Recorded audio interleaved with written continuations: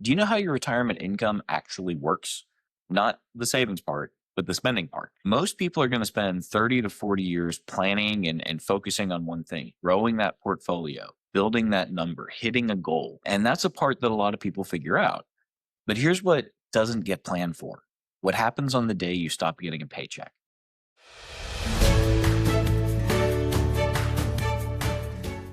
I'm Matt Landon, and this is Money and Meaning. And today we're talking about the retirement paycheck problem.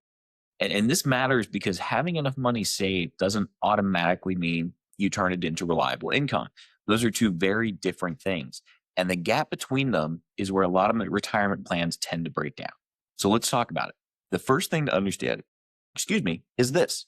The skills that build your wealth are not the same skills that you need in retirement.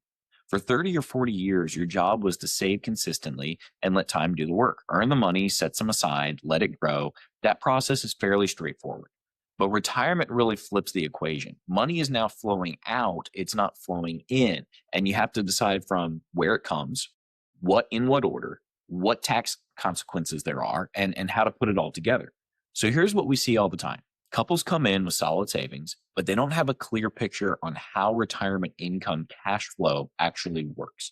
They know their account balances, but they haven't mapped out which accounts they're drawing from first, when Social Security fits in the best way, or what happens if they need more cash in a year or two more than they expected. So you spend decades accumulating these funds, but nobody really teaches you how to distribute them. That planning gap, if it's not addressed appropriately, it can be really expensive. So the second thing to watch for is this. When you retire matters just as much as what you have saved. Most people assume that if their portfolio grows on average over time, they'll be fine. But retirement income doesn't work on averages, it works on timing. Here's what I mean by this. Imagine you retire with $1 million and the stock market drops 25% in your first 2 years. Now you're starting from a much smaller base and you're still pulling money out to cover living expenses. That combination creates a hole that grows even like exponentially over years, and it may not fully recover. So financial planners, we have a term for this, and that's called sequence of returns risk. So a simpler way to think about it is this. In retirement, losing money early is more damaging than losing that same amount later on. Now, the reverse is also true. Really strong early returns can give your portfolio room to grow even if things slow down later. So the sequence is what matters, not just the average. And this is why a retirement income plan needs to account for volatility, not just expected growth. You want to have a buffer. There needs to be a way of covering expenses without being forced to sell investments at the wrong time. Now, that's not something a lot of people think about till they're already in retirement. And the time to plan for it is before you get there. So here's the key thing that a lot of people often miss. Your retirement is not just one thing. It's several things that need to work together. You're going to have multiple sources of income. It might be from Social Security. It could be from portfolio withdrawals. You might have a pension. You could have rental income. You could have part-time work. All of these are going to have different timings, different tax treatments, and different rules associated with them.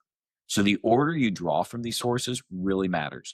When you file for Social Security, you can change your lifetime benefit by tens of thousands of dollars just by the timing of when you take it and how you take it, particularly if you're married and you're thinking about your spouse as well.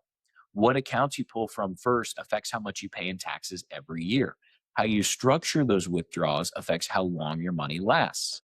So one way to kind of think about it is like this. Two families retire with $1 million. One family has a clear income plan. They know which accounts to draw from first, when to start Social Security, how to manage taxes along the way. The other family just kind of wings it. They pull from accounts when they need money and they figure it out later. 10 years in, they're going to be in wildly different positions.